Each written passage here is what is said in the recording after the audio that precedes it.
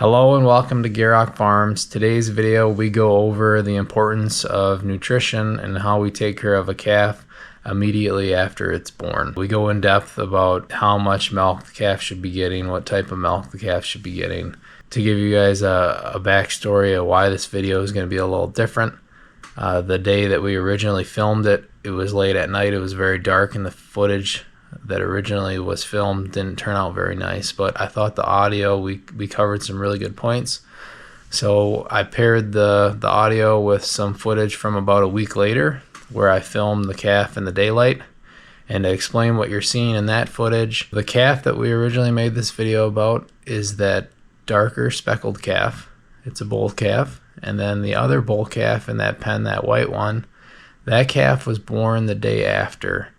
And his mom is obviously that white one. So the darker speckled calf, his mom has already been moved to the dairy barn, and she's already part of the dairy herd again and then milking in the dairy barn. So that's where she is.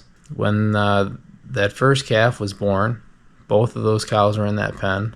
I think that first cow having her calf kind of stimulated that other cow, and she ended up having her calf the next day. It's going to be more of a podcast style video. We're going to be focusing on the audio and the topics at hand. I hope you guys enjoy the video. I hope you guys learned something. I hope you guys leave some comments down below. Give us your opinion. Let's get into the video. I believe that'd be third calf. She's due with her third calf, or maybe a fourth on this one. And you can't ask for them to look any better. But the one that calved here tonight was due 4 days ago. Usually it's a bull calf if that's the case. And then this one, I think, was due maybe yesterday or day before. Okay, come on, babes. Come on your feet. You gonna stand up? Better if we can get it standing, but that's okay. We'll start in laying down. I mean, we're in the evening. We wanna get this done so we don't come back out here. The last calf that was born, it was down to 10 below. With the wind chill, it was probably 25 below. But you know, I checked on it. It was just born, so I got it in here, bedded everything up really good, put a jacket on it, milk cow by hand a little bit, fed the calf. Everything is good. So now this colostrum, so what is this calf? About a half hour old? Not even 20 minutes? Yep. So, and to dumb it down even more for people that don't know what colostrum is, it's the milk. It's the first couple milkings, or the first milking after the cow gives birth. It would be the richest, the first milking, and then it gradually thins out from there. So every 12 hours you milk her. But yeah, the first milking is, so this colostrum's like, it's got all the antibodies, and it's not even really milk. When you look at it, it almost looks like gravy. But their stomach is empty, and so all the research that I've been hearing through the veterinarians and things, they claim that this is the most important feeding of this calf's life. This will give it all the mother's immunities up to 3 months. Give or take a little bit. Every cow and calf's going to be somehow a little bit different. But what they tell us is to get this milk into this new calf, so the calf's born within 4 hours of the time it's born, up to 12 hours. Sooner the better. So as soon as the calf is already, sitting up, doesn't even necessarily have to be standing yet, which this calf will probably be standing within a half an hour here easy, but we're not going to wait because we're here now and we're going to get this done. So you got scours, which is basically where you got a bug in the digestive system that doesn't allow the nutrients to absorb into the calf's body. And they get real loose, like diarrhea, I guess you could call it. That usually will kick in, if it's going to at all, it's going to be within 10 days to 2 weeks. And if you can get a calf past 2 weeks, the still's pretty healthy, and they may get scours, but with the colostrum right away, their immunities are so good, they'll get over it or they'll just have mild symptoms. I just had one here last week. The calf was still drinking good, doing pretty good. We didn't have to medicate it or do anything like that. I just had to watch it, and I was about to give it electrolytes because they could dehydrate, but it snapped back. 2 days, it was just fine. And it's the colostrum. There's nothing that can replace this better than the original. And that's just like nursing any babies, really. I think the theory is the same. But they claim that window closes after 12 hours. And then absorption is way less. It'll still be good, but not as good. So I had a vet one time come here. We had 3 new calves, and one was well, within, I think they were within 10 days old or something. And he took like blood samples.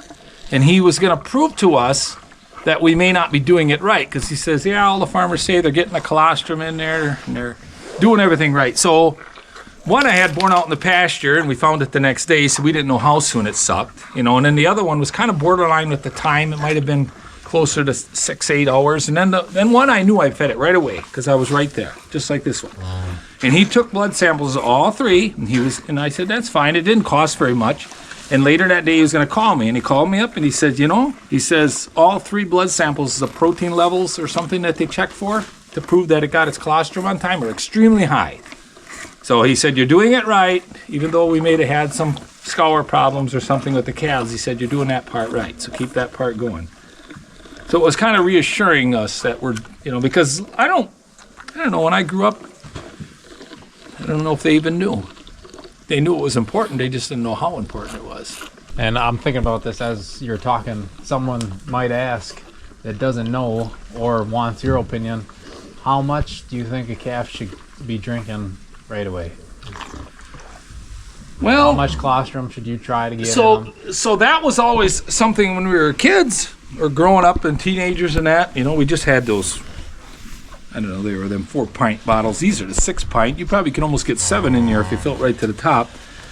And I thought it was crazy when they started telling us, you know, a whole gallon or as much as a calf can drink, we thought. You know, you think they're going to get scours for sure. No, they may get loose, but that's not really a sickness. It's just absolutely as much as you can get in there without the calf like choking on it. You know, you can just tell. They start pulling their tongue away and struggling a little bit. You give them, you know, you pull the bottle off. Now that's one, so that's already 3/4 of a gallon. And I'm guessing this calf will take a whole gallon because it's a pretty good sized calf. It'd be better if it was standing. Sometimes I'll just roll them over or they'll give them the chance for their stomach to, you know, you got to realize an empty stomach. And you could probably come back in an hour and get this calf to even drink more because it absorbs so quickly. So what'll happen, this calf will be walking around and already looking under mouth to get some more because there's more milk there. She's producing more. But anyway, if we get at least this in and then some, we know we're going to be good. And that's 6 pints. Yep. So we're going to fill this up some again. And she got a video a while back. It was called, I think, How to Pull a Calf Safely. It was in the summertime. It was on a heifer, and I thought it turned out pretty good. But yeah, I can take that one so they can. I think it was a good one. Very well done. I mean, everything kind of, I guess everything turned out like according to the book. You know, it doesn't always go that way. The cow might not cooperate, or you might have a little more trouble than you thought. Or you're standing now. And we got 2 mothers licking this one off. I dare the coyote to come over here and mess with this calf. But yeah, that's the thing, and